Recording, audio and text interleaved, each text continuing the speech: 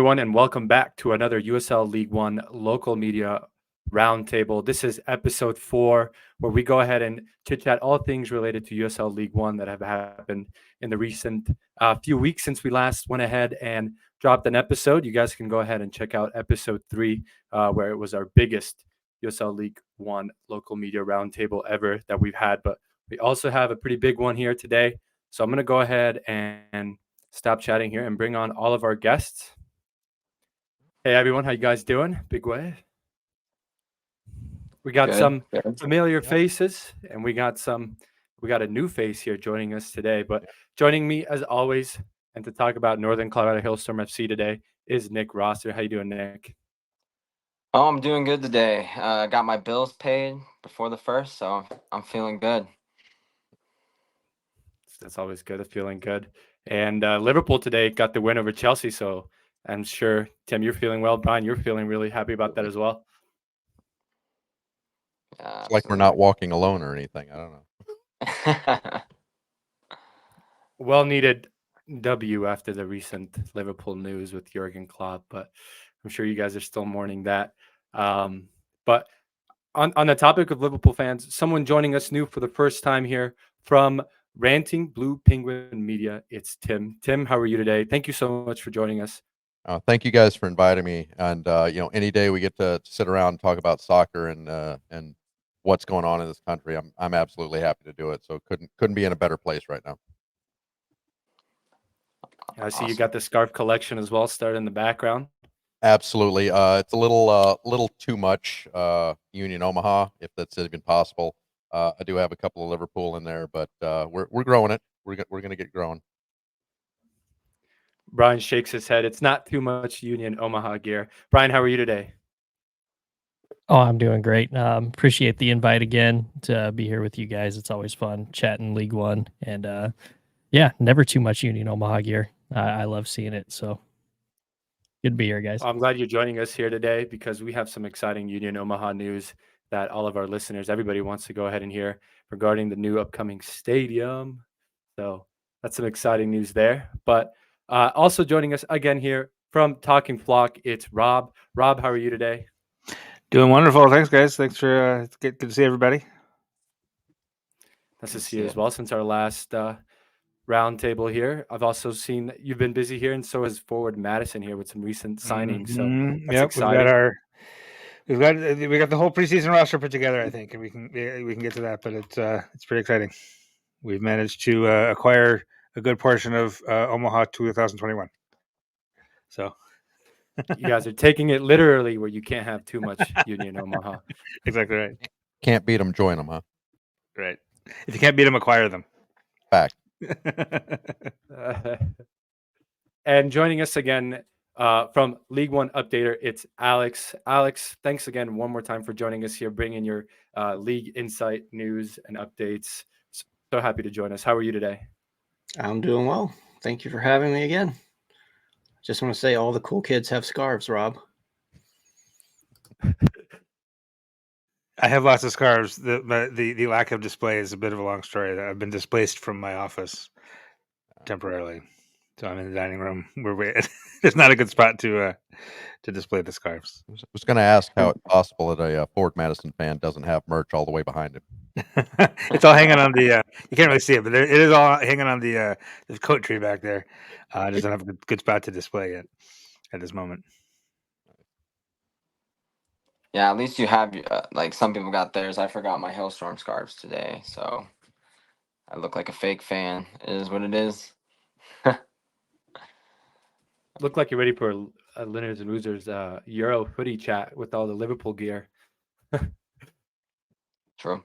But guys, preseason is upon us here, and so we have some exciting news to go ahead and talk about. I know some of the teams here have already released their preseason schedules, and I just want to go ahead and a show real quick. Bryan, I think Union Omaha did drop their preseason schedule.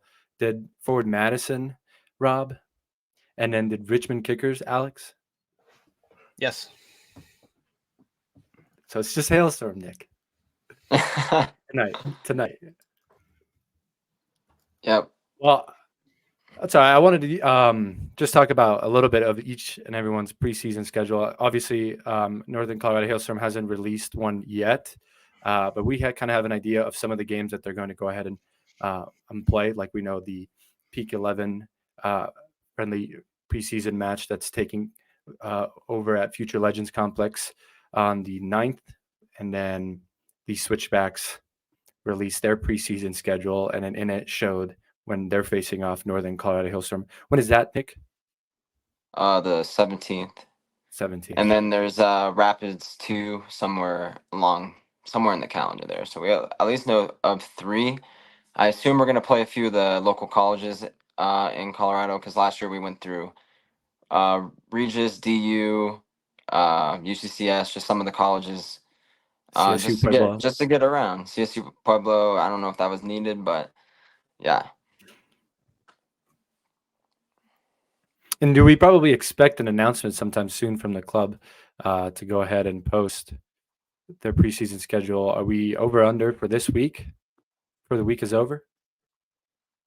I'm gonna go with we'll probably, since all the players are checking in this week, I'm gonna assume we'll probably announce some of the, I want to say next week we'll do the preseason schedule, and this week we'll probably get done with announcing the rest of our signed players, just because it doesn't make sense for me to have the club not announce them before they all check in.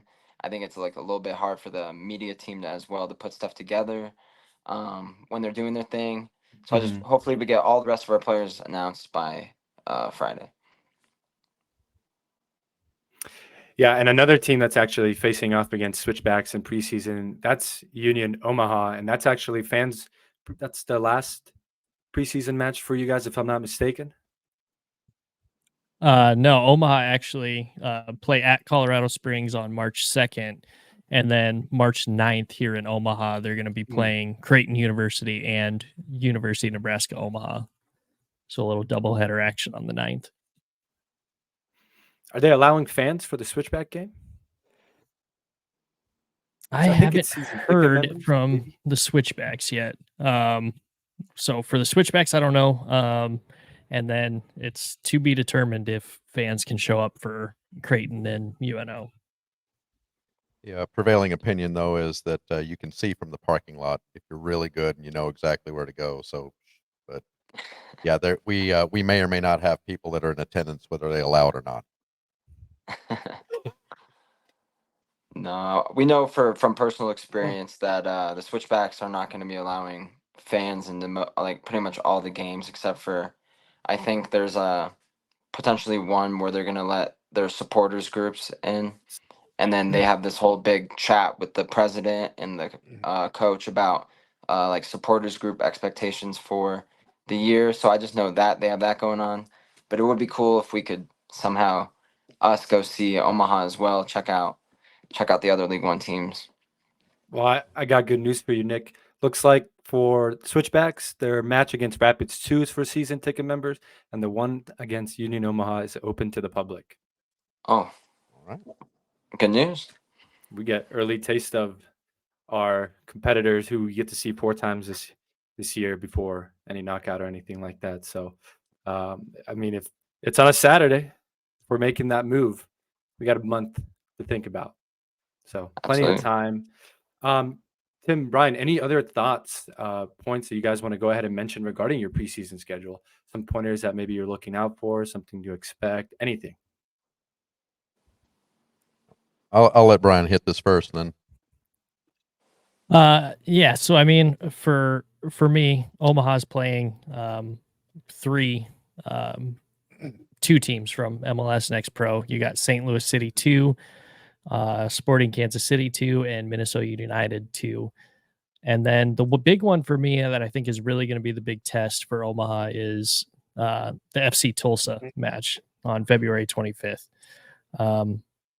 That this seems to be kind of the same schedule Union Omaha plays every season in preseason, but playing a team that's a little bit, I would say, around your skill level. Obviously, being FC Tulsa, they're a division ahead, but just a good measuring stick. And then obviously Switchbacks as well.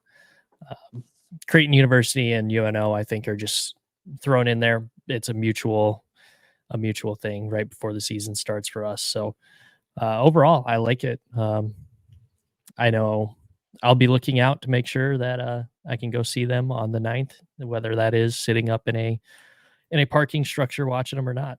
So See, you brought the scarves out. Yep. Rob. Nice. Peer pressure. But Bryan, I wanted to go ahead and ask, since MLS Next Pro hasn't released their 2024 season schedule yet, and there was that whole fiasco with the U.S. Open Cup, is there going to be any meaning to these preseason games against these Next Pro teams? Are we trying to stick it to them, or is it just let's just see the guys play? You know, I honestly would be surprised if anybody inside League One or MLS Next Pro really honestly care that much about it. I think that Next Pro guys know that they'll probably get signed to come up anyway for the Open Cup matches. So I don't think there's anything there. I think this is just more of a mutual agreement between the teams, like, hey, let's get into shape before the season starts. Yeah, I will say on that point though that this is definitely going to serve for a scouting piece. We've seen a lot of MLS Next Pro that have decided to make the jump back over, especially from the two teams, not as much on the independent teams, but make the jump back over to USL and USL 1. So I would not be surprised if some of these guys get on the radar. Maybe there's some later transfer. There's some or even next year, just some early scouting of some of these teams.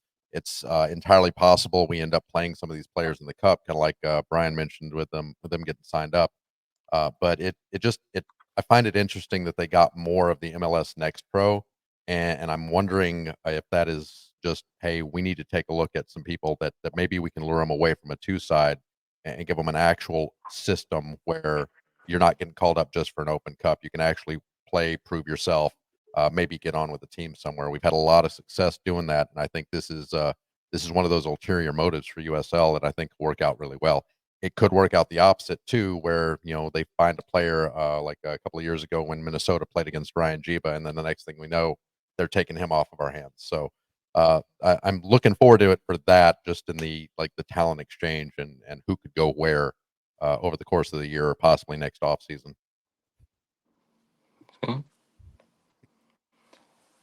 is there a player, guys, that you're looking to go ahead and give a scout or hear out, see how they do during preseason? You keeping an extra eye on social media during this preseason time? Any of the new guys coming in? Anyone turning? No, just the whole team. Yeah, no, I mean, I'll obviously if we're allowed to watch some of these matches, or I don't know that I'm going to be able to make it out to Colorado Springs to see that, but it'll definitely be interesting to see the new guys and just see kind of how they gel together. Obviously, you lose a big core component of your team the next season. You have to work on teams being together, how everybody plays together. So it'll be interesting to see. And of course, I want to see how crisp everybody is, especially after this kind of long off season. So, yeah, it'll be interesting. But nobody in particular. Maybe the new guys. You got Jerome and Gomez that just got announced this last week. So, two big signings that should make quite a splash, I think. I'm looking forward to see what happens in the absence of we lost our captains, with the exception, I think, Nuhu. I think Shido has worn the armband once or twice, but we lost Connor Doyle, we lost JP Skeers, so we have a leadership vacuum, and whether or not Shido is going to be able to lead from the back from the keeper position, or who's going to actually take that over, and even if they're not wearing the armband, who is taking over really the maturity and the leadership of all of that. You've got people like Dos Santos, of course, who's got all of the experience. You got some of our championship signings, or maybe it's one of the younger guys that's coming up. Pedro Dolabella, one of the ones that I would be thinking of. So it's really kind of, I'd love to be a fly on the wall just to see who is taking charge on the pitch, to kind of direct what Dom's vision is going to be. Luckily, we signed some locomotive folks, so they might even have a leg up on that. But who's going to take the leadership role? That's what I want to see. The two guys, the Madison has 4 friendlies, and they're all closed door, so we're not going to get a look at anybody. But Matt Glazer has very intentionally put together a roster of USL League One talent, not just experienced guys, but specifically USL League One guys. So the only guys that we really don't know are Michael Chalaka, who played in San Diego last year.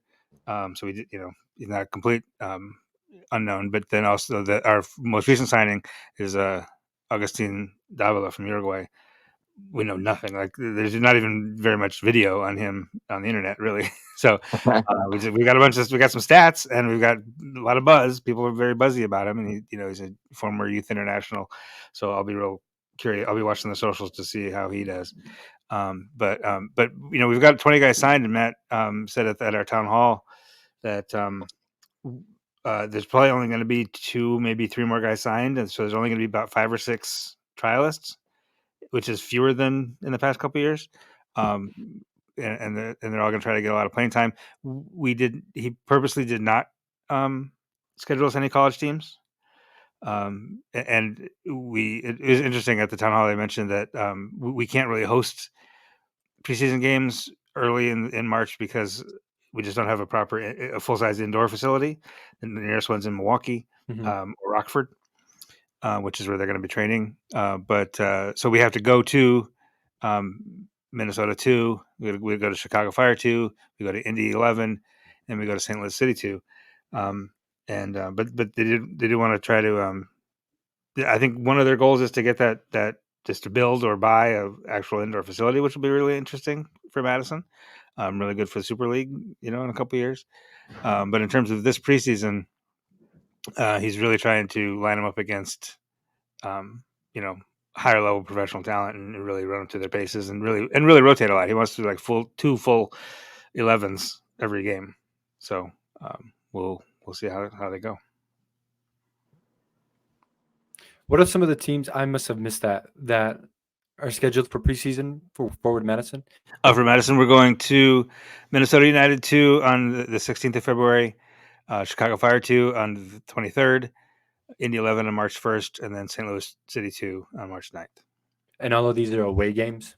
Yeah, they're all away, and they're all closed door because those MLS Next pro teams aren't interested in having fans in, and the home rules in terms of whether it's open or not. So they're all closed. Well, it'll be interesting. You mentioned to go ahead and follow on social media exactly who that Uruguayan that you guys just recently signed is. Not much video online, but we definitely want to go ahead and see if we can find something to go ahead and get a sneak peek of anything that you can find if you want to go ahead and share with us. I mean, he scored. He's a forward. He scored 8 goals in 7 or 8 goals in only 20 international appearances. Really, really high. And then in the 5 or 6 professional club seasons since, has only scored 8.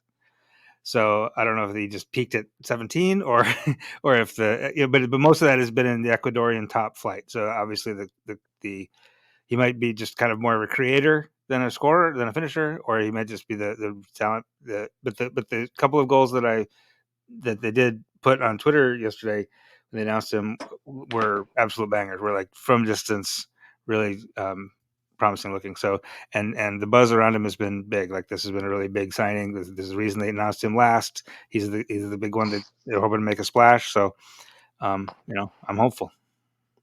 Jaden Onen's replacement. Yeah, kind of, possibly, yeah. Absolutely.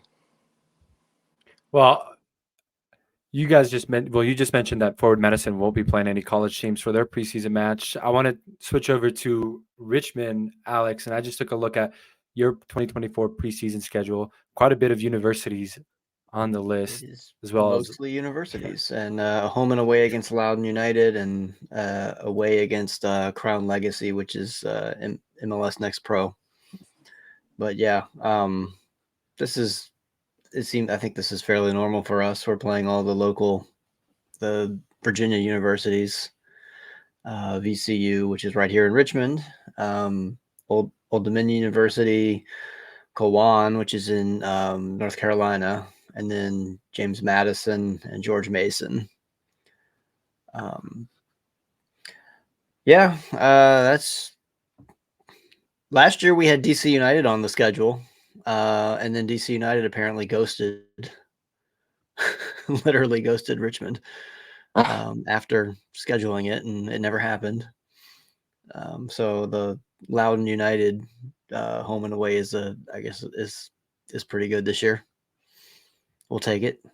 Yeah, I think Crown Legacy was one of the top MLS Next Pro teams from last year, so it might be another good test as well.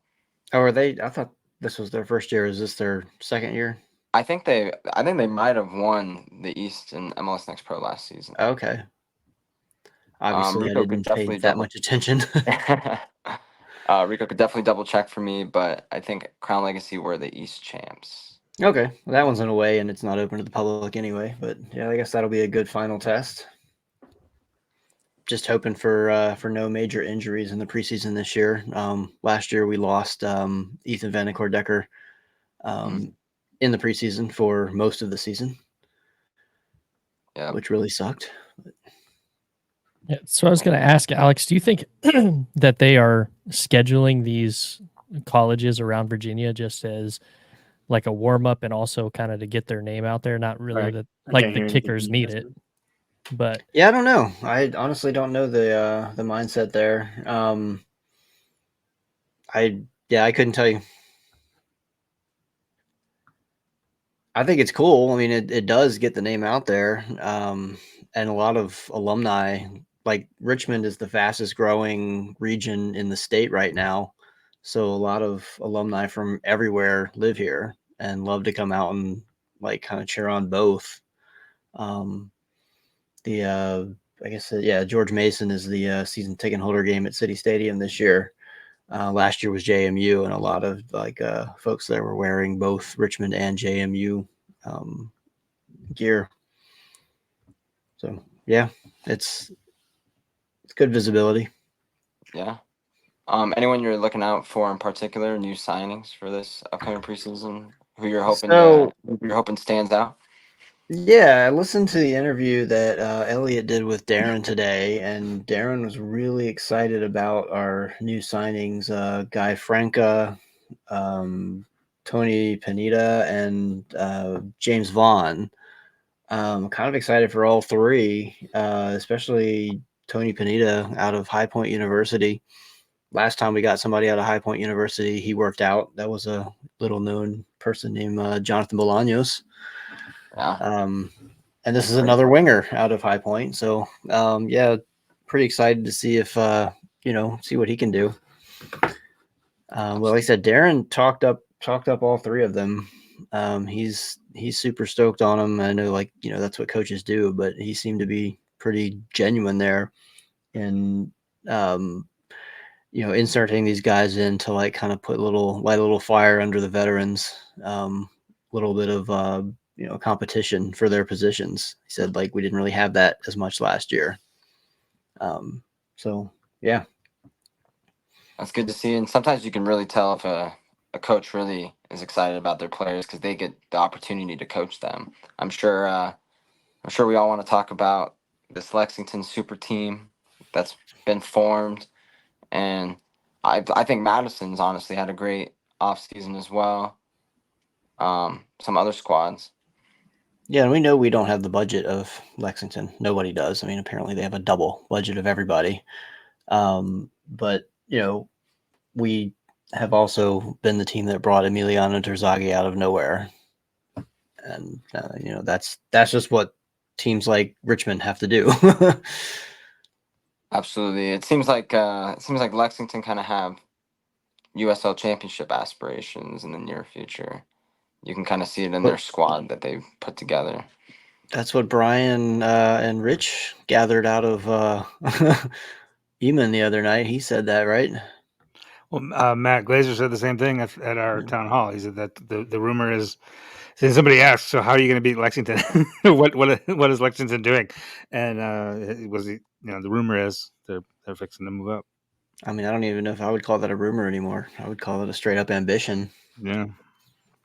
Absolutely. Yeah, I think I was listening to the Protagonist podcast with One League Under the Sea. They had John Hunt on, and he was talking about the same thing. And I mean, it does seem like they are positioning themselves to do an NCFC. You come in, you buy a ton of players, and you get them ready for championship the season before you move up. So that kind of seems to be the prevailing thought. So good for them. I mean, it's something that not every team in the league is going to be able to do, obviously. But it is probably better to get in now before promotion and relegation becomes a thing. So Yeah, it'll happen eventually.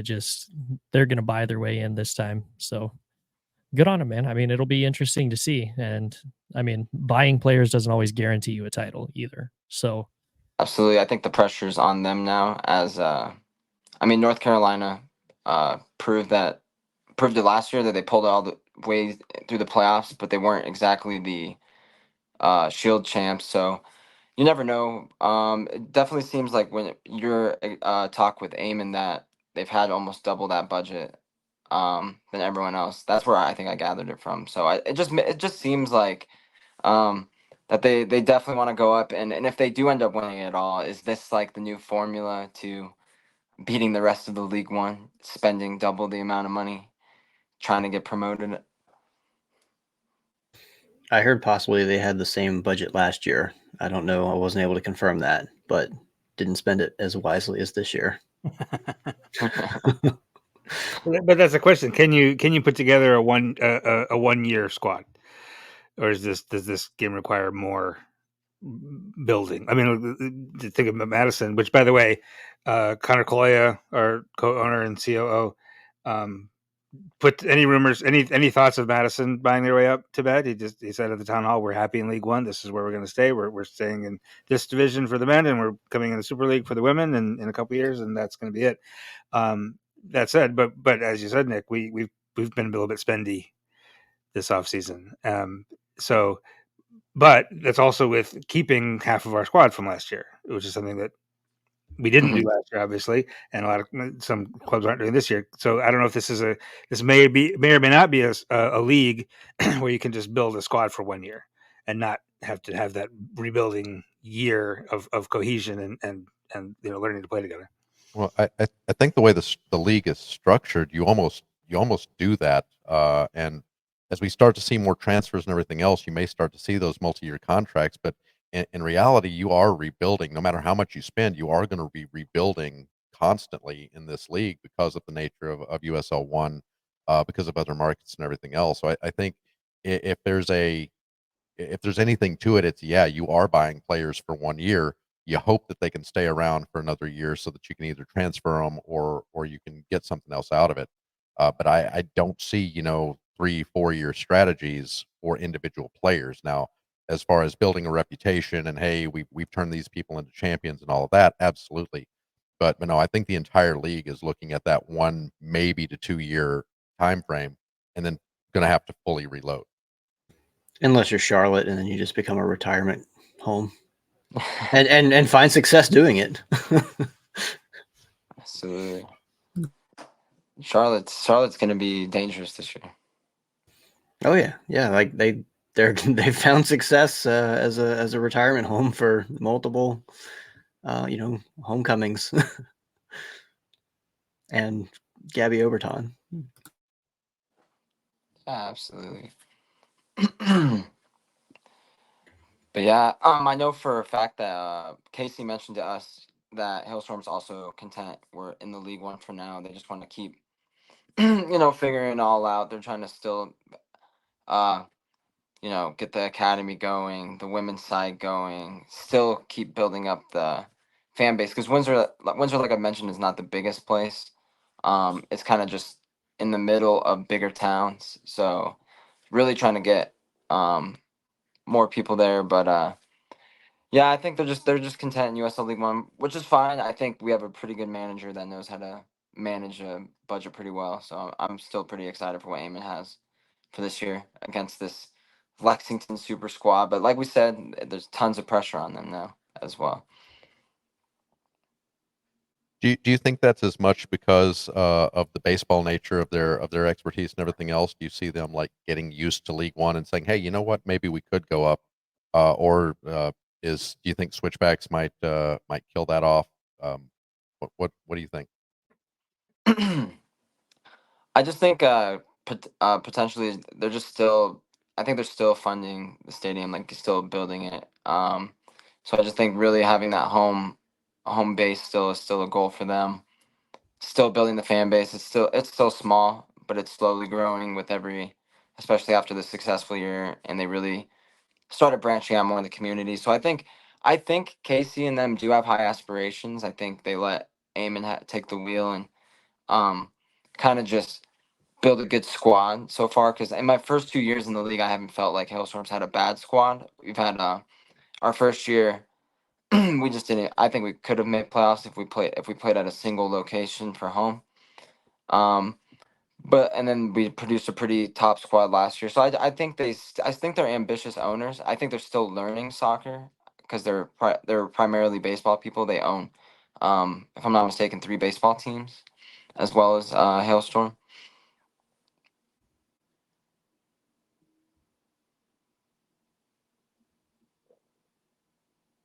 Yeah, and I mean with that baseball background too, that definitely helps out in the lower leagues. Because I mean, you go look at Double A, Triple A baseball. I mean, you have promotional nights almost every single time, right? So when you're in lower leagues, sometimes those promotional nights are your biggest draws. You're not going to draw people for just the product on the field. You're going to draw families for pups on the pitch night or stuff like that. You know what I mean? So it's definitely good that, in my opinion, to have owners that understand that, especially with a growing sport like soccer and in a growing market like Northern Colorado, that you need to do these things to bring people in, and then after that, the product on the field will bring people that want to be there back. I agree, and I think USL League One, for what we all know, is mostly they need the ticket revenue. So I think promotional nights is fun. Madison does the pups on the pitch, right? Yes, there is definitely. We have I mean, we come from background. Our parent companies, or the club's parent company's background is in baseball, also, and was always known since for 25 years for the promotion. So we have Star Wars night. We have random B-level celebrities. You know, Jim O'Hearn from Parks and Rec was here, and somebody from The Office, Kevin from The Office, was here. I think, or no, it was Stanley from The Office, even better. So yeah, and we have a dogs night. We had a '90s throwback night, stuff like that. You know, it's just for fun. I honestly don't know if it moves any tickets, but it's fun. Why not? I'd say based on what we've seen here, absolutely, and Gary Green having more of a baseball background, Marty Cordero being a president of both the baseball and the soccer team here, but we see it when we saw Oktoberfest was a extremely well attended night. Our pups at the pitch, provided the weather holds and everything else is fine. Omaha has that thing, where if you're playing outside of Omaha at all, you're probably going to get all the weather, so that affects us more than anything. But the promotional nights have been a big ticket draw. It's just, are you spending more to do the promotion than you're actually bringing in over just doing it regular? And that's something that I think baseball people do know how to manage. Absolutely. And speaking of fan culture, you guys dropped some pretty exciting news this last week. You guys want to expand a little more for Omaha? Yeah. So I mean, on Thursday, the team announced that they're going to be building a stadium in downtown Omaha. They've acquired the land rights. They still have to go through some city council approval and stuff like that. But from what I'm gathering and kind of what we've seen in just straw polls, which, we've seen what happens in stadiums with straw polls and stuff like that. It's people say they'll support it and then it never ends up going through. But just even from talking with people that sit in on city council meetings and stuff like that, it seems like it's going to be a go. the timeline is they're breaking ground this fall and hope to be playing and moving up to USL Championship in 26. So they want to have the stadium built and moved into it by spring of 26. Now, to me, obviously, my day job is an electrician. I know from my union, we have more than enough guys to cover it, but construction is definitely a different animal, as everybody in Northern Colorado knows as well. There's a lot of unforeseen circumstances that happen. So I hope they make it, but I think the biggest news besides the stadium is Omaha moving up to championship in 2 years. So the League One potentially losing 2 teams, if both of these rumors are true, is kind of a big deal. I just want to mention before we talk about the jump to the championship, the project, $300 million project. That's not just a soccer stadium, 18 acres. The soccer stadium is 60 million, but it's going to have a soccer stadium, residential units, retail space, hotel. And I read into it how much it's going to go ahead and impact not only the Omaha, Nebraska economy, but the whole state itself, like in the hundreds of millions. So this is a huge project for both the community and the whole state. So, and it looks like, as you just mentioned, with the aspirations to make it to the championship, guys, I want to ask you, do you think perhaps it's too soon? I mean, we've done the full a decade in USL League One. Is it time to try new things? Has it always been the goal to championship? What are some of your insights there, guys? The understanding I've always had is that is something that the Gary and the group have had their eye on. It's just make sure it's the right time, make sure it's done smartly, and you can't do it with sharing a stadium. So this, as I understand it, was always in the cards. Now, whether 2026 was the target date originally or not, we can have some discussion about that. But I think it was always to tap into the culture, to grow the culture, and that culture deserves, in their view, that culture deserves championship. Not that USL 1 is bad, but that's where really the top end of USL is. So I've always seen this as kind of a goal. I think that they've wanted to bring it. They want to bring the championship, and I know the former GM Peter Marlette. He would have loved to have been a part of this as well. He would have been excited with it had his life not decided to take him somewhere else and away from the team. So everything I've seen has been, let's look for a place and let's find a place and let's get us up to the championship because that's where a lot of the competition is. It's where a lot of the teams are. Plus the travel, an away day to Tulsa now instead of an away day to Fuego, right? So you get a lot more of that concentration in there that I think they're looking for. So I think for several reasons it's been on the table for a while. Yeah, makes sense. Wait, can you guys before we go to the championship, can you guys talk a little bit about the location of the new stadium? Do you guys think you guys will be able to fill out the 7,000 fans? Yeah, the 7,000 seaters. What are you guys' thoughts on that? Yeah, it's a 7,000 seat stadium. It's in north downtown. It's right down by the ballpark where the College World Series takes place.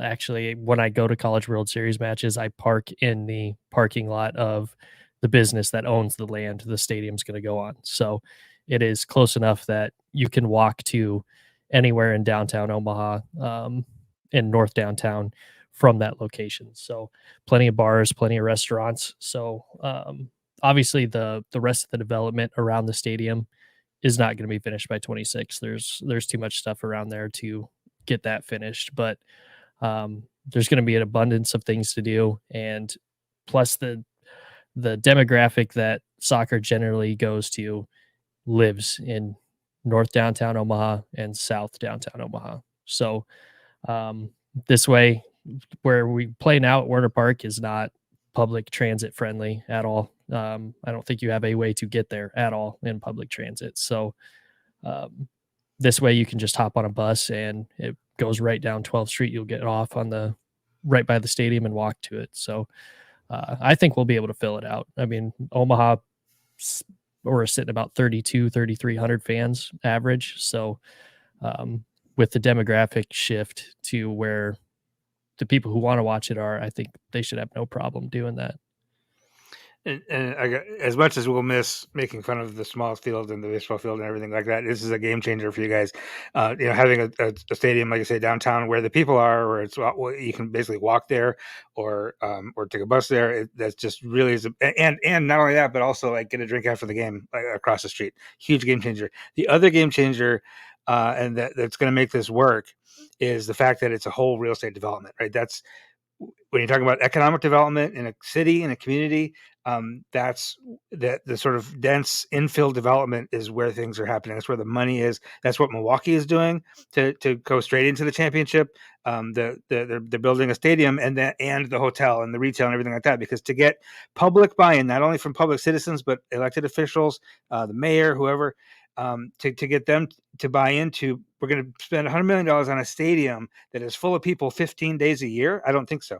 You get buy-in to build a neighborhood, right? A development where there's all that stuff and where there's year-round economic activity. That's how you do it. So just really kudos to the Omaha folks for making that happen. Yeah, and what I'll add to that too is that what Bryan's not telling you about the location, it is literally on the road. It is maybe 3 minutes from Eppley Airfield, and the main airport there is actually in separate news. It's going under a massive renovation to expand its runways. It's actually finally going to become an international. I think that's like maybe 1 or 2 flights to Canada, but the transportation part of it too. So when teams come in, they're landing at Eppley, 140 key hotel right next to the stadium. You really can't beat that for a lot of visiting stuff. And then when you talk about state tournaments, because right now, I think is it Morrison or Caniglia? It's one of the 2 colleges downtown is where the Nebraska Morrison. State High School does theirs. You've got a ready-made pitch, and families can come and stay at the field if they're driving in or flying in or whatever from Western Nebraska for a state tournament. All of those types of things are on the table, not just the tourism, not just, hey, we can bring people in that happen to be passing by and just got eliminated from College World Series, or that just took in a Creighton game or whatever at CHI. You're getting all of this mass of people, and hey, why don't you stay here? And since you're staying here, we got a soccer match going on. Let's have a few beers and get rowdy. And that's the other thing too that I like is that area of downtown, the noise is already happening. The nightlife is already happening. It's just going to contribute so that, we're not being out drummed and we're not being out sounded by, I don't know, a group of folks that we decided to give a nice echo chamber to in Warner Park. And thanks for taking advantage of that, Madison. But like there are all of these second and third order effects that are not seen out there that are happening that are going to make this an amazing place to play and an amazing place to visit.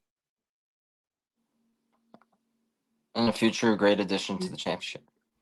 Well, I wanted to go ahead and ask, this is just for future projections, so nothing right or wrong, but making the jump to the championship, having a 7,000 seater stadium, is that what's going to go ahead and drive to get more Omaha fans, for example, to fill out these stadiums, or is this something that's going to take integration, maybe halfway through the season, a full season? Because I also read that there will be hundreds of other entertainment events that will take place at this at the new stadium or complex, and so based on the culture and the demographics of Omaha, you guys just explained, folks are going to be able to go. It's easily accessible. There's going to be, I'm assuming, concerts as well, other events. So those could go ahead and all factor into getting more fans. But I guess I'm asking you guys, are you guys going to go ahead and see a packed out stadium? Are we predicting right away making the jump to the championship, or is this still something that's going to take integration from fans and wanting to support lower league? Because I'm pretty sure you have a handful of MLS teams around you, from Sporting Kansas City, St. Louis, Chicago Fire. I guess the Rapids West, kind of more west, but still a handful of Minnesota United North, a handful of the MLS teams around you guys. So folks wanting to go ahead and join the game, making that decision. Why do I support a lower team where I have the first division? Again, just some thoughts there. Yeah, I mean, from from what I hear a lot of times from fans that live in particularly South Omaha, I go get my tattoos in a tattoo shop in South Omaha, and just talking to people that do come to maybe one match a year that are from there. Their biggest complaint is where it's at. It's hard to get to for anybody that doesn't already live out west, or doesn't have access to their own vehicle at all times because they don't need it because they live and work downtown. So I think just with this location change, you're going to see a boost in attendance. But I also know Omaha is a little bit slower to fully grasp newer things. So I don't think you'll see it right away. I think you'll probably see it maybe midway through that first season. You'll start to see it packed out. But especially if Omaha comes in and makes a splash, kind of like what NCFC did and buys a USL 1 all-star team and goes into championship. We'll see how they do this year, but winning solves a lot of problems, and attendance is one of those problems. I don't think it's a coincidence either that the announcement of this came after announcing a new general manager for business operations. That is the first time that we've really had a dedicated person on the side of the business. A lot of us, especially in the parliament and everything else, we've had discussions about the marketing and the supporters groups doing a lot of the heavy lifting for that. We've got somebody now that is a name within Nebraska, having done PGA Tour events, having done all sorts of things in the business side. So I don't think that's a coincidence. I think you're going to see a lot of that build up. And honestly, if we can get 5,000 plus out to a cold October night for a championship game right after COVID, I don't think there's going to be that much of a problem. It may take a little bit of target audience analysis. It may take a little bit longer. I don't think it's going to be that far into the season. I think once people realize that it's a fun product, it's a good product, whether it's USL 1 or championship, I think the front office staff now has the knowledge and the capability to bring it all together. Absolutely. I want to take a step back, but go in a different direction. Something we mentioned earlier is the fact that owners having that baseball experience and how they can go ahead and use those promotional nights that you guys mentioned over to the soccer side. What are you guys' expectations now for Leagues Cup from you guys' clubs to promote this event? What's something new? Any insight that you guys might know? More shirts. I honestly think that's. I mean, we're certainly gonna have a third kit, for League Cup, and probably a fourth and a fifth kit. Honestly, who knows?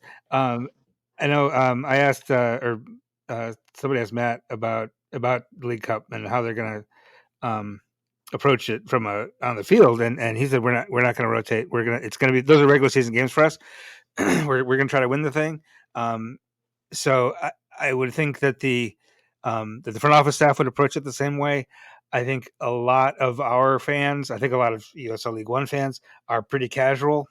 Like I would bet half the people, even if we have 4,000 people in the stadium, I bet half of them don't really know what league we're in or where it fits in the table. They're having a good time, That's generous. Probably true, probably. But it's all like, it's like work friends. It's like your office is having a night out, or whatever. So I don't think those folks are they're just gonna show up on a Saturday night to watch the soccer match. I think there will be some communication about why this game is special or different than this other game, and that just for it might go to penalties, which might confuse some people. But I really think it's going to be it's going to be a special kit, and it's going to be maybe a promotion or something that probably would have happened at a league match anyway.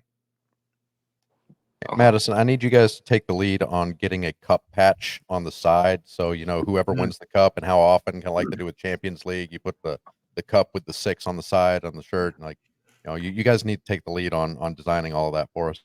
Well, when we win it, we'll work on that. Well, never mind then. I wanted to shift the focus to something really important announced by the USL recently. I know Rob and Alex could definitely expand on it more, but I want to talk about USL Forward and the initiative that the USL HQ started. I know Rob and Alex will have more info because their clubs are a part of the pilot season for the USL Forward. So yeah, take the floor. First of all, obviously the league is tipping its hand on what club is its favorite, because they're going to name your new initiative after your favorite club, obviously.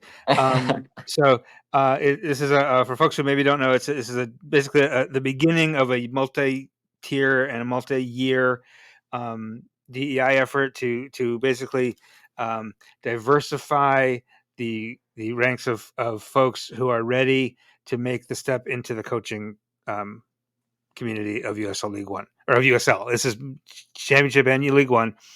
You look across. I mean, just look at our 6 faces here.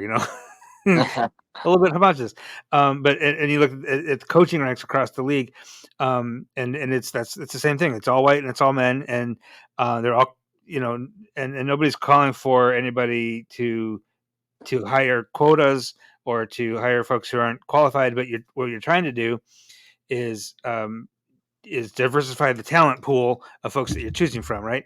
So you bring in some folks who are talented and experienced, and you give them just a taste of USL League One. And the soccer is a small world, and like every other business, it's all about your network, right? And folks, people, it's human nature. When you're hiring, you hire people who are generally like yourself, and that's who your network is. That's who your people are. So so that's kind of a natural thing, that if the league is all white people, and then the coaches are going to be all white people, and all the assistant coaches are going to end up being white people, and this is how it happens. So what you're trying to do with something like USL Forward is just expand the network. Just get some folks into the network who are talented. So Madison, I'm very excited. We have Troy McCarroll coming. Who is he's the newly named head coach at Des Moines Menace. So I mean, obviously not a slouch. Obviously he knows what he's doing. Obviously he's spent a couple of years with Chicago City in the USL League 2. And all it is this guy's coming. He's going to hang out with our coaches for the preseason, because then he's got to get back to Des Moines. And it's kind of he's going to be learning from Matt, and he's going to be helping out with training and stuff, I suppose. And I think it's pretty cool. There's 5 of these placements in this first season, and then after that, it's going to expand to more teams, and it sounds like it's also going to expand into the front office, which sounds pretty cool to me. I really want to reiterate an important point that you mentioned, that this isn't a handout. This is going to be offered to people that are already qualified to almost get into this position. It's not going to be a case of hiring people that are unqualified. It's just almost diversifying the pool of talented people. They're all talented. Right. And it's going to give a guy like Troy McCarroll, who's now going to have a connection with USL League One coach. So the next year when he's up, when he's looking to move up, he knows somebody to call, right? And work his way through the network. That's all it is. Absolutely. Yeah, I just want to add, like, Lauren Hutchinson, who's the one who got the spot in Richmond, already works with the team, already works with the players. She's with a company called Unknown Athletes, I think.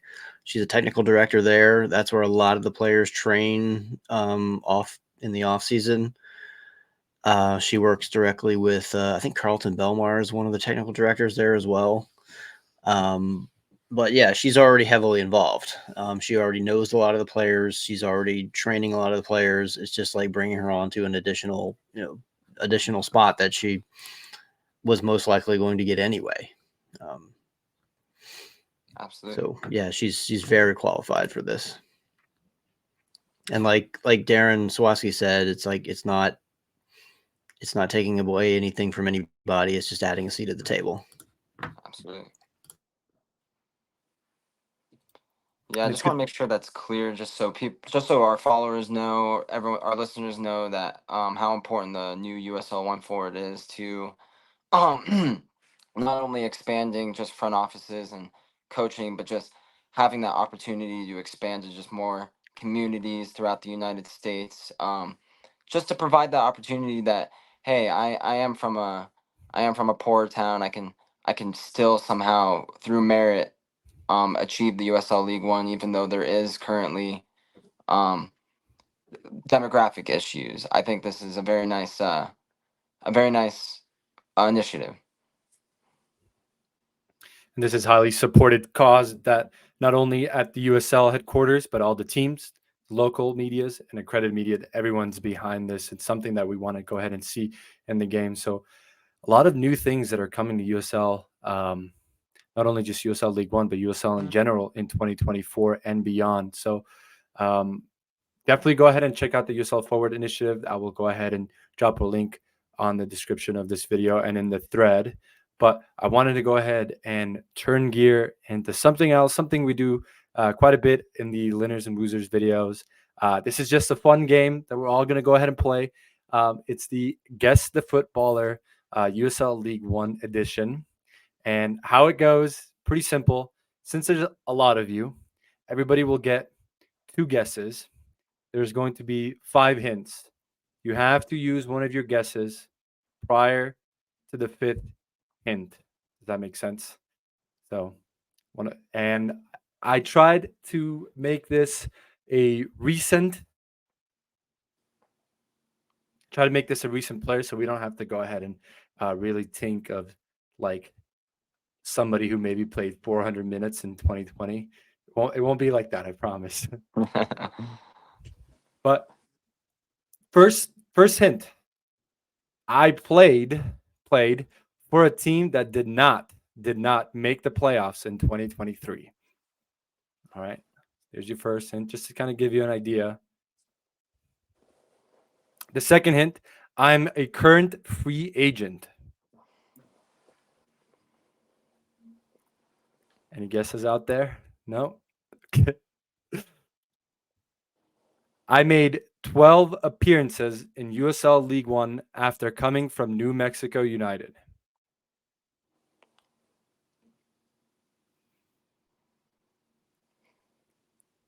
Generic Linhos. It's not, but it's a good guess. It's a good guess. And I'm kind of glad that you guessed before the fourth guess, because I think the next one might have given it away. So you kind of have to hope that nobody guesses it in the next one and for the 5th. The 4th hint, I am from Denver, Colorado.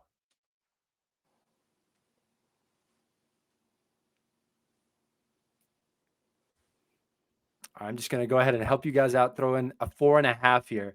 Okay. The team that he played, and he's a free agent now, was Richmond Kickers.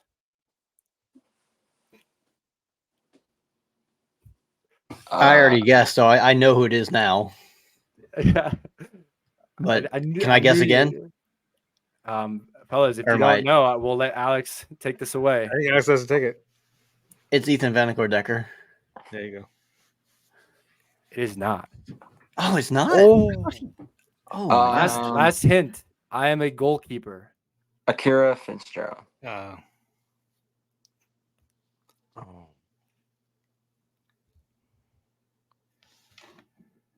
don't know. Played for Denver Pioneers in college. I mean, it's Will Palmquist is the only one other one I have, but I.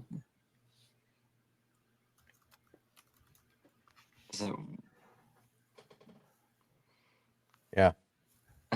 Is it Will Palmquist? Yes. Yeah. I mean, I did not know he played for New Mexico. I tried to find 5 hints. I looked his profile up on Transfer Market, and it looks like he went from college, drafted New Mexico United, and was immediately. Yeah. Today I learned. Huh. I had to double check. He was a free agent using your transfer tracker. Yeah, he is currently a free agent for some reason. Don't understand that, but the last time we did this, Rico gave 1 hint, and I just threw a name out there, and it was the correct European players. Ruined the game for us all. Next episode, I will make it maybe a well-known name in the league, so we can get him in there. I thought I'd make it a little bit harder, but not too hard. Alex didn't But- know him. I don't feel bad. I don't know about Yeah, I did not know that about. I did not know Palmquist played for New Mexico. Wow. I didn't Just know did Ethan not was know. from Denver. Ethan, no, he's from New Hampshire. I'm looking at Oh. him now. He played for Hailstorm at one time, but Gotcha. yeah, That brief moment. He scored our first League One goal. What a moment. But moving on from the guest of footballer, guys, one last thing I had on my agenda before we can open up to other topics here is the quietness coming out of Central Valley, only having 4 names listed on their roster. Again, this is information I took, Alex, from your website on the transfer tracker. I got Jose Carrera Garcia, David Diaz, Gudus Lawal, and Omar Limas. I just wanted to go ahead and open it up to anybody if they've heard of anything come out of CV Fuego. I don't see any social media updates since July 8th, 2023 in a match against Forward Madison. So it wasn't The even only so all I can say is that there are some announcements that are coming. Okay. I did see that head coach Jermaine Jones did go and watch a USL, was it championship practice? I have it on my phone. Let me go take a look here. One moment.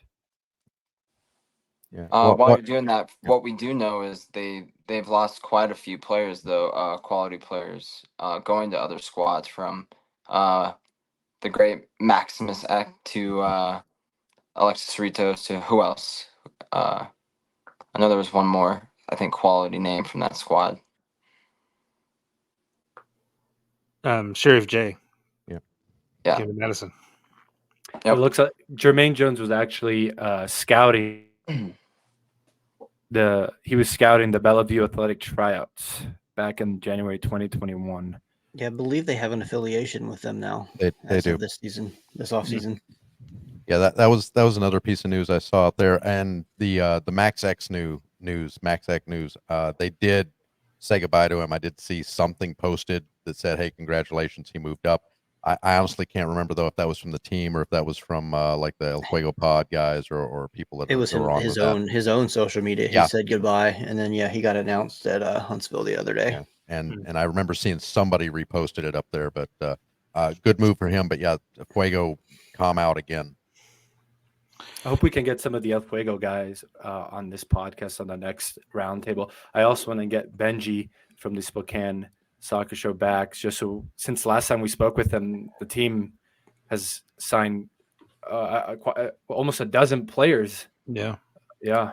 So just wanted to go ahead and get his insight, his feelings just about those signings there, but also from the guys at the El Fuego Pod. Yeah. It just feels to me that like off-season public relations or is just not a priority for Fuego for whatever reason, which is, I guess that's fine. I mean, it sucks for podcasters. I mean, they did We this need last to year. talk about this. Yeah. They announced It's not- 9 people the Yeah. week before the season started. Yeah, this is not new. This is just the way they do it. They're focused on the season, on the pitch, and they just don't either. They don't have any people in the front office to do it, or they just kind of don't care about doing social media. And because football matches are not won and lost on Twitter. Unfortunately, tickets are sold kind of by engaging fans. But maybe they're just it's just not their priority. But You know- I've heard that there's a couple of notable free agents that are out there right now that are linked to Fuego that should be announced in the next, next couple of weeks. But Yeah, Yeah. from the few people I've talked to, they've put it out there that Fuego is making some pretty good signings. So it's not going to be a super like wooden spoon year. They're not going to have anybody. They're just going to sign random people that know they've got a plan and they're executing it pretty well from what I've been told. Okay. That's actually really exciting to hear because I heard the total opposite. But this was way before the season even ended in 2023. I'm not going to say who, but they just kind of hinted at some teams are just happy to be here and just to feel the team. And I always got the impression that was one of the teams in that conversation. But it's honestly exciting to just go ahead and hear. I'm a huge Jermaine Jones fan. After watching, I didn't know who he was, guys. I didn't follow the U.S. men's national team like that in the mid 2010s, mostly Italy. But once I saw him play, and I saw him play for Schalke, and then came to the Colorado Rapids. On and off the field, I liked him, and so him coming to USL League One at least excites me. Yeah, it's a big deal. I have a fantastic bit of Jermaine Jones trivia.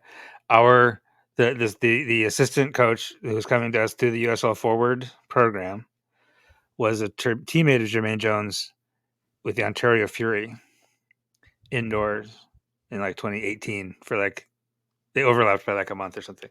That was very cool. That's pretty cool.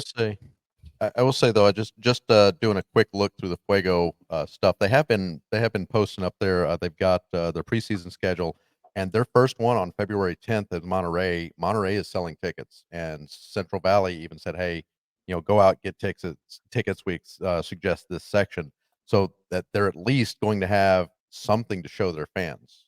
We can bank on that." And then they're targeting a February 28th for the season ticket members. Oakland Roots going up to Fuego. So like there's just you have to actually look for it, and that's again marketing and supporters groups doing a lot of your marketing and stuff like that.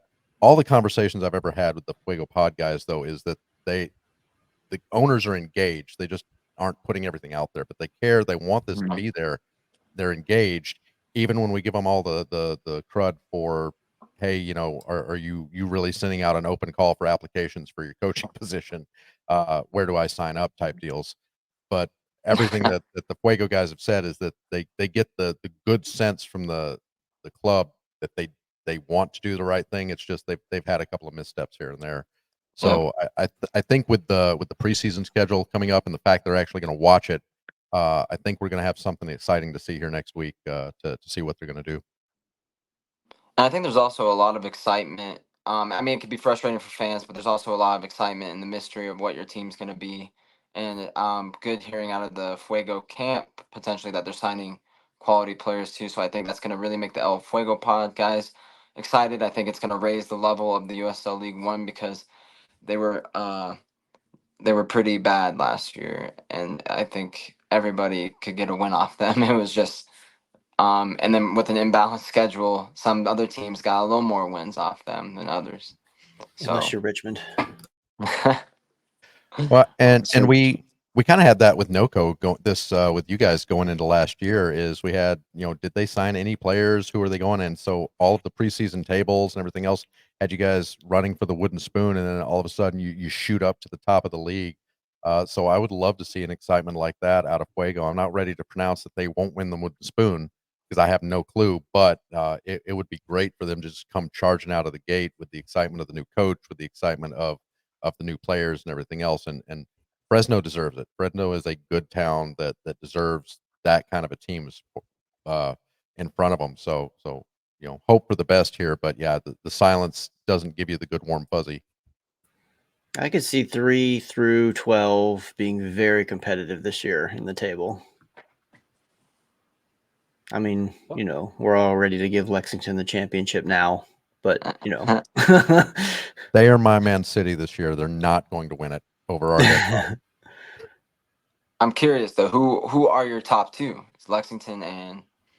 I mean, I was saying Madison, but I want to see what Omaha has up their sleeve. I've heard they've got some outlandish announcements to come, but we have to wait till Tuesdays to find out.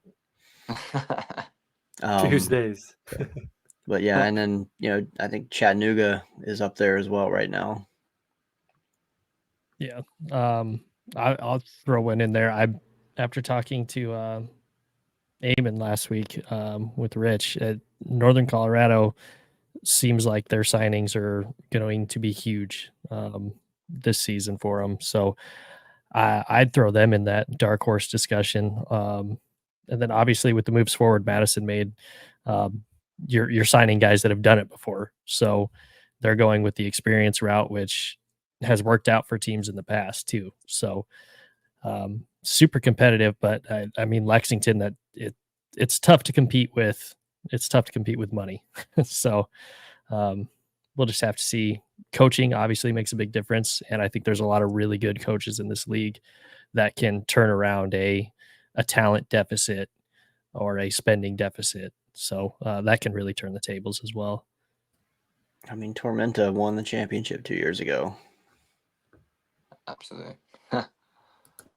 Do we think the shorter league schedule will change anything with only 22 league matches?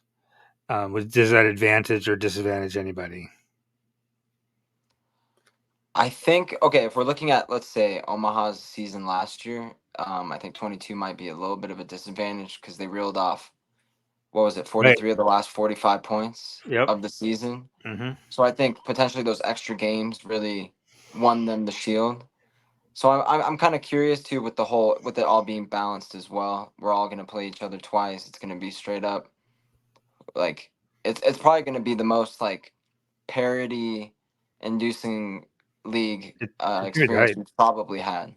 Yeah, because we won't have those last 6 or 7 games where things did get kind of spread out this past season. Like it's going to be tight the entire time. But the other thing I want to say, the other thing, not to be a homer, but the other thing I like about Madison landing in the top 2 is not only did we bring back like 12 guys, 9 of our starting 11 are back, but also that we were joking about we signed all of Omaha from 21, but that's only 3 guys: Jacob Kroll, Ferdy Souza, and Devin Boyce. And then we also have Timmy Mel, Jimmy Villalobos, and Juan Galindres, who were all played together in Chattanooga 2 years ago. So not only do we have our sort of 12 guys that played together last year, we got a couple other groups of guys that have gone through a full season together, right? And I think team cohesion is something that you can't quantify exactly, but I think that might be the difference to get us one extra point here and there to get Madison in one of those top 2. I agree. And I'll ask you: Are you asking about the Shield, or are you asking about the playoffs? Because now that 2/3 of the league gets into the playoffs, that's a good point. Anything can happen on any one of those days. Yeah. The last 2 Supporter Shields winners have not, or Player Shield, Player Shield, right? Yep. Yeah. The last 2 have not made it to the to the star. Yeah, no, I guess that's a good point, Tim. And I think if you're talking about the 22 games of the league season, I think you have to be talking about Shield or top 2 or top 3 or whoever's going to get those top seeds in the home games. Right, because for Omaha last year, that gets us the star, because we would not have been the top seed, but if we're in an 8-team playoff, we're reeling off those wins. We were able to beat anybody last year, whether or not you believe the refs helped, but we were able to beat anybody. So you get hot at the right time, you congeal at the right time, and it helps for the star. But yeah, the Player Shield, that would have been what, either NOCO or NCFC at that point of the season last year, right? Yep. Well, what's also interesting to think about is how teams are going to prioritize. I know, Rob, you said that Matt Glazer was going to treat it as a regular season games for the cup matches, but I wonder if all the coaches in the league have that same thought. Like, are we going to go into this and, okay, maybe we're finishing below the playoff line, but we have a shot to make it in, into the League Cups matches. Do teams prioritize that? Do teams take days off for those? I mean, it really comes down to, do you think your team can play that full slate of games at full strength? And do you prioritize one over the other? Because obviously one's going to be an easier road than the other one. So it'd be interesting to see too. And is the central group, Madison and Lexington both, is that the group of death for for this? And it's who is it? It's Madison, Chattanooga. Is it Chattanooga and Knoxville, and Lexington and Madison? Right, it's that central group. Might be that group of death, right? That's a rough go. I just want to know. That. I want to know who you paid to stay out of our group. Now, I had this weird idea when they first announced the 8-team playoff that I would have loved it if the cup winner would have been if you were below the playoff line, but you were the cup winner, you took the number 8 slot. It didn't matter who stood in eighth place. The cup winner automatically gets into the playoffs somehow, to make it a little bit more interesting there. Yeah, I think that'd be a fun concept, especially because they're expanding the playoff. I think they're expanding it to add in the additional teams for 2025, 2026. But I think that'd be fun for now because they're still going to toy with the USL League One Cup anyway, with other leagues. And probably format and everything. So yeah. Bryan, going back to your point, I kind of want to say that maybe some of the teams might prioritize playing those league games more than the domestic cup competitions, just because a loss with those amount of games this year is really going to be crucial. Yeah, there's 8 teams that do make the playoffs, but that's still a challenge. And dropping points, if you have for example, a League One Cup match in the middle of the week, you're right. Are you going to go ahead and field a full team? Are you going to go ahead and throw in your rotation? Exactly how are you going to go ahead and approach it? So it's kind of interesting that that comment was made, Rob, that they're going to go ahead and treat all of the games like a regular season game. But as the season progresses, I think after the first 2 League One Cup matches, you'll kind of go ahead and get a sense of who needs to prioritize the league or who can go ahead and take advantage of, all right, maybe we need to put all of our chips into this competition. Because again, at the same time, you're going to go ahead and have the US Open Cup. So if you're one of those teams that's on the fringe and you just got done playing League One Cup and then a league game and then you have US Open Cup and you're feeling that congested schedule, you start making those decisions. Okay, how important is this match compared to this match? Okay, X team just lost to Y team, that puts us here. How important is this game? So for me, at least that's what I think, that some of the teams are just going to seriously prioritize getting into those top 8 spots over, and then it's just kind of vibes and whatever happens in that domestic cup competition, since it's so new. And again, it depends when you play them. If you're playing Noco in the later half of the season, chances are Noco's stronger. Or again, Union Omaha, if they somehow pull off that stretch again and you play them at the end of the second half of the season, favorite to them. Or maybe if you play Richmond at the beginning of the season, the chances are on Richmond. So it all varies throughout the season. But great insight from everybody there. Regarding everything that we talked about today from USL League One.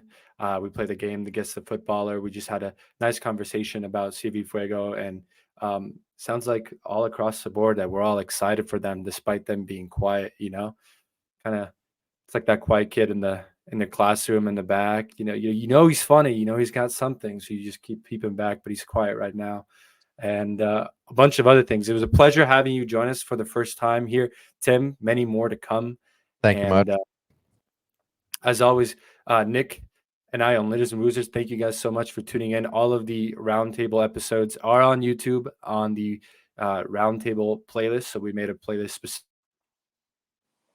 for all the roundtables. And as always, Rob from Talkin Flock, thank you so much for joining us. Bryan from League One The Rocks, thank you so much for joining us. And Alex, League One Updater, thank you guys so much for joining us. It's been a fantastic roundtable, and take care.